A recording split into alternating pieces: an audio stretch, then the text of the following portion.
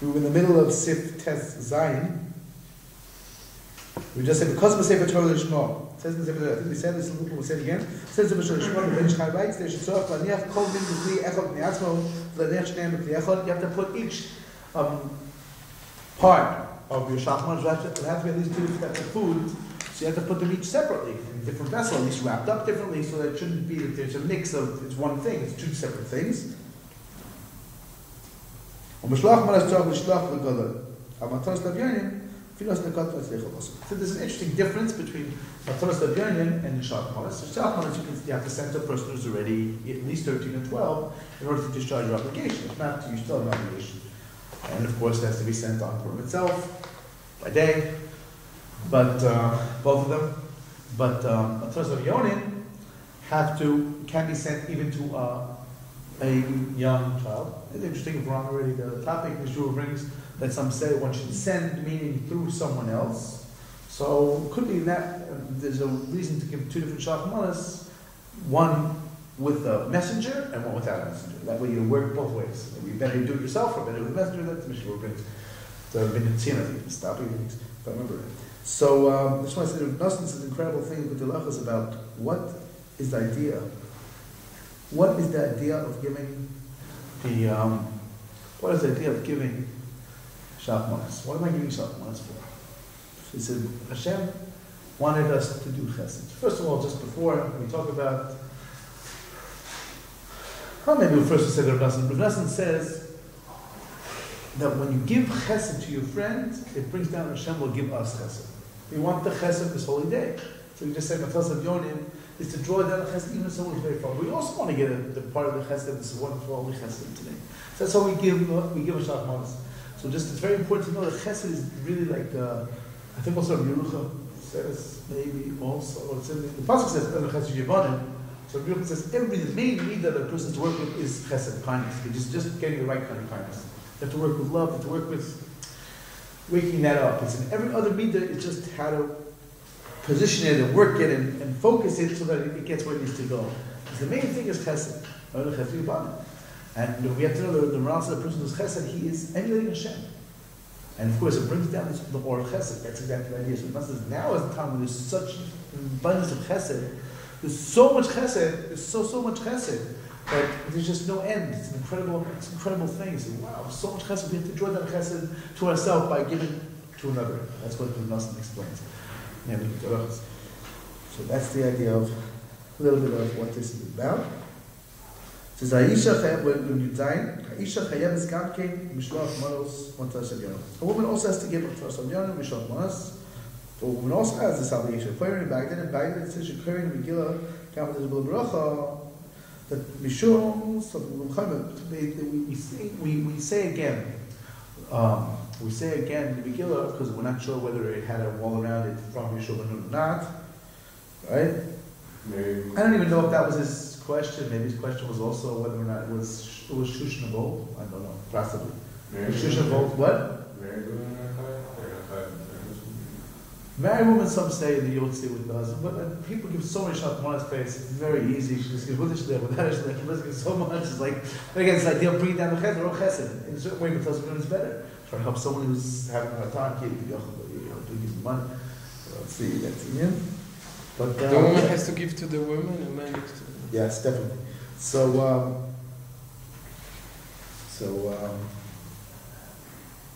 But it doesn't work. You can't get out of doing the other mitzvahs. If you read the Megillah, you have to do the other mitzvahs because each one is part of a building. The bottom line is the chesed is Megillah. That's reveals this wondrous supernal light. And then you have the shachmanas, you have the Matas Avyanim, and then you have the sukkah. That's the idea. They all work together to bring out different such both.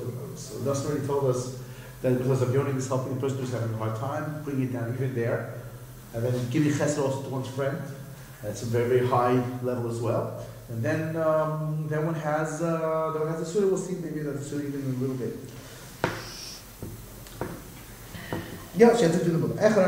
Both men and women say things like, but you give most. That's the main Purim. For someone who has is questionable. And for Yerushalayim, it's of course only Tezvah. He said, but Tezvah for people in special places, that's the lesser day, because it's most likely not the kilo. You assume Yudal is the main day. That's the day where it's everywhere. It's probably this is the day for you as well. You get the or as well. So Rav Nassan explains that the idea of Shabbat Manas is the Sarus L'Sata. Person trying to make an arousal from below, so Hashem should bring an arousal from bring down, an arousal from above. This idea of making a new start and just trying to do something, whatever it is, you have to do, like this idea of again, this idea of chesed. Waking up this chesed. There's the idea of chesed also, kilo, kiviyachol, a person doing chesed for Hashem. That's the purpose, that's why we're here. We're, as it were, doing chesed for Hashem. Hashem wants to do what different mitzvahs. We try to do whatever we can. We try to be good. We try to do what we're supposed to be. Keep trying again. Keep starting over. So the idea of Mishal Manas is the idea of arousal from below to bring down arousal from above. That's what we're trying to do. That's what Russell explains. So then it comes out very clearly that the idea of this element of bringing arousal from below is an element of that's of course men and women of course as well. Women is one of the inyanim is this sato, this arousal from below. That's why tefillah, a woman is so potent and powerful. Reminded of a wondrous story in Bells. You know, they said that the Ezras Nashim is holier than the regular shul. This is because even though there are different shots, the post-game and a hin and the hair and different, there's a minion in the shul, there's a sefer in the shul. How can you say that the women's section is holier? But those they said not like that. They said no. The main thing is whose tefillahs are more intense, and unfortunately, the men's tefillahs they have a lot to be improved upon compared to the women's tefillahs. There was even when they built the Belz shul, his beautiful shul, wonderful shul. So in Chutzah they also built a very big Belz shul, and it took them a while. They get the money together. It was very slow. You know, eventually the whole shul was built, but the Ezras Nashim wasn't finished. It wasn't a place for women to pray yet. So they went to the Belz, the Sashon Belz, the Belz Rebbe. They said, the Belz Rebbe. They said, so can we make Chanuch Zabayis? We want to make a party. We have the shul is complete. We'll finish the odds and ends later. He said, definitely not. No, Ezras Nashim. What? No, it's Nashim. Wasn't doing anything. There's a shul. It's a big shul. It's beautiful. We'll build it as a Nashim. He said, listen, my friend. The Gemara says that in the Bamatzia that all the gates are closed except the gates of tears. Well, where do you think they have tears in the shul? Who's going to pick up our tefillahs? Not the women's section. He said, listen, I'm sorry, but I'm afraid that until you have a women's section, you don't have a shul here yet. That's what the Belzer Rebbe said. So they held off. So they must hold that it's holier. And there's something to it. It's not just this idea of arousal from below, this true deep tefillah which brings down arousal from above. That's the idea of koach, a woman. And obviously she also has to do all these mitzvahs to bring these things down to help the mitzvahs of Yonim and Shalchmas. Okay, so we're up to Yud Ches. Aval Torch Nemas Achodesh Shel Av Hoy Shel Ein Yikayim Yishalach Manas. Person in mourning within 12 months of his father and mother, Shem Shmor, should do Mishach Manas. He does the mitzvah. We shouldn't send a lot of people. It's a big deal. But Yikayim mitzvah is ba'adam echad dafka. You should give it to one person. And to him, they shouldn't send, no other people shouldn't send at all. So, Rav Nassan explains, one of the ideas of why we do Shach Manas. What's Shach Manas all about? What does it mean? So, Shach Manas, what it means is that we're trying to make a lot of Marva Shalom. We're trying to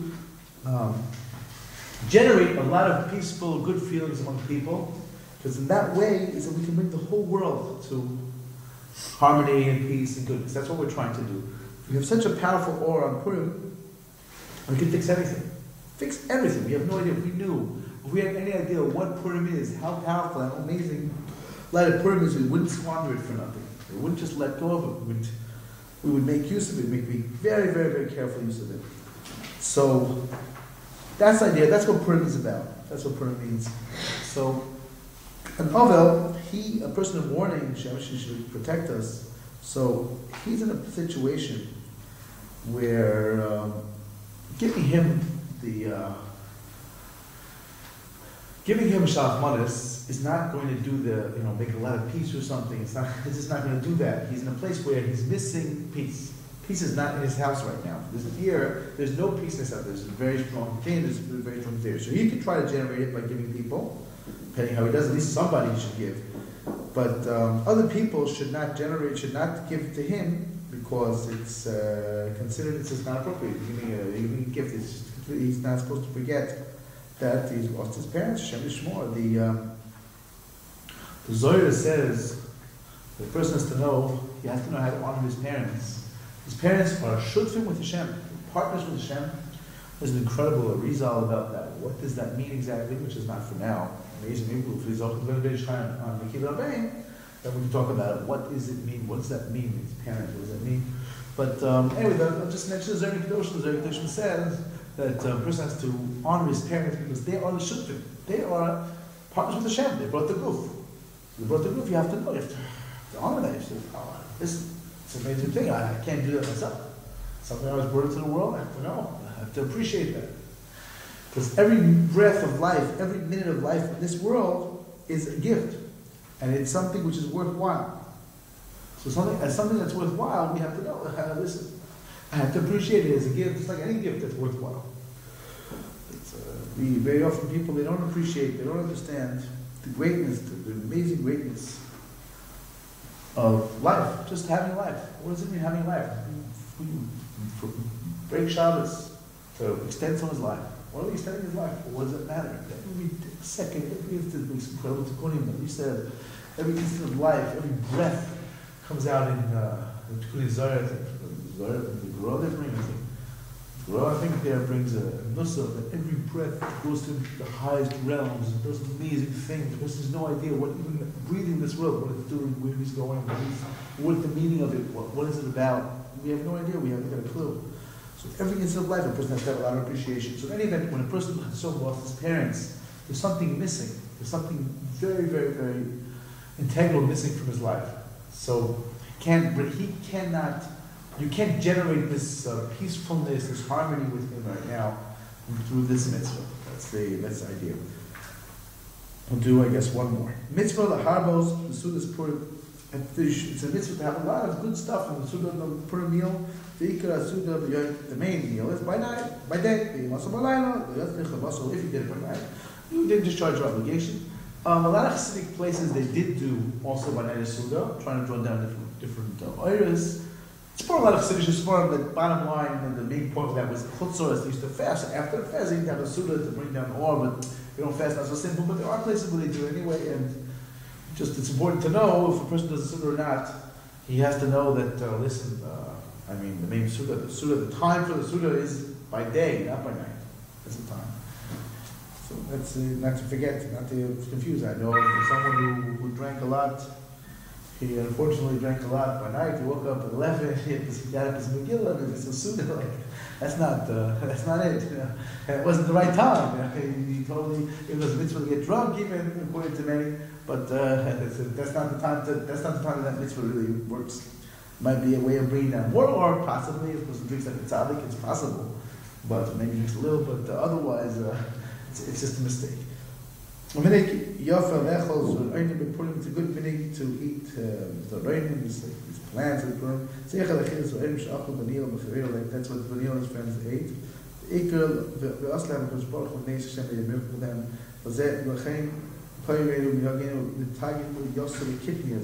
Yeah, they have it like there's arrangements. Like I think it's kidneys actually these different things like this beans, whatever it is that they used to use. They make a kind of cook with kidneys with yachad with basar shkfarin. Arabi samusak, and you can get it here actually in Israel. It's a samusak. It's a type of food.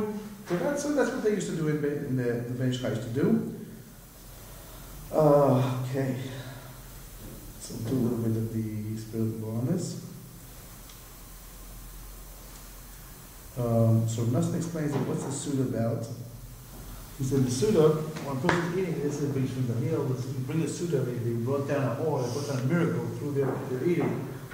The person is trying to nullify the Suda of the Rosh of Haman. They ate the Suda of the Achashverosh there, they ate that Suda was planned to make them get in trouble. So we want to nullify that, we want to negate that Suda. So how am I going to negate this Suda? How do I do that? The way I do that is by eating with a lot of holiness, a lot of das, the exact opposite of how they ate. They ate with fear, they ate the way that wasn't the way it should be. So we have to eat in a good way, with holiness, with purity. And with thanks to Hashem, that's what we're trying to do, and that's what we're going to work on. least on Purim, to try to remember Hashem. Also in the Suda, Murdik Hashpo, that's the Hashpo, Hashpo, part of the Hashpo, part of this the divine bounty is from Hashem, is this Suda. Which leads on Purim to a very, very, very high Suda. Shneja, Zocha, to Or of Purim, Or of Yearning, Shachmanas, all the good things. Amen.